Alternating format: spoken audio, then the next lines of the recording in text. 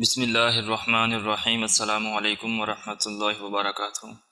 امام طریقت ابو القاسم کشیری رحمۃ اللہ علیہ سے منقول ہے، وہ فرماتے ہیں کہ ان کا بچہ بیمار ہو گیا، اس کی بیماری اتنی سخت ہو گئی کہ وہ قریب المرگ ہو گیا۔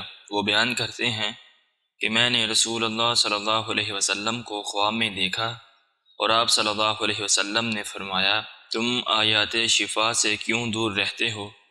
کیوں ان سے شفا نہیں مانگتے؟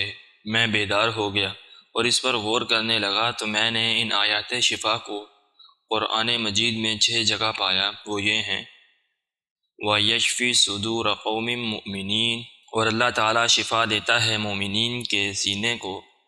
وَشِفَاءٌ لِمَا فِي الصُّدُورِ، سینوں میں جو تکلیف ہے ان سے شفا ہے۔ يَخْرُجُ مِن بُطُونِهَا شَرَابٌ مُخْتَلِفٌ أَلْوَانُهُ فِيهِ شِفَاءٌ لِلنَّاسِ، ان کے پیٹ سے نکلتی ہے پینے کی چیز جن کے مختلف رنگ ہیں، لوگوں کے لیے ان میں شفا ہے۔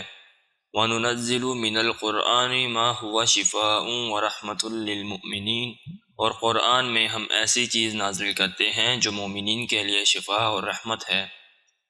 وَإِذَا مَرِضْتُ فَهُوَ يَشْفِينِ، اور جب میں بیمار ہوتا ہوں تو اللہ تعالیٰ مجھے شفا دیتا ہے۔ قُلْ هُوَ لِلَّذِينَ آمَنُوا هُدًى وَشِفَاءٌ، فرما دیجئے آپ کے مومنین کے لیے ہدایت اور شفا ہے۔ نبی صلی اللہ علیہ وسلم ان کے خواب میں آئے اور ان کو بتایا کہ آپ آیت شفا سے کیوں دور رہتے ہو، یعنی آیت شفا پڑھ کر کیوں دم نہیں کرتے۔ آیت شفا پڑھ کر ان کو کیوں نہیں سمجھتے کہ اللہ تعالیٰ نے ان آیات میں کیا کیا فضیلت رکھی ہے، کیا کیا حکمت رکھی ہے ان آیات میں۔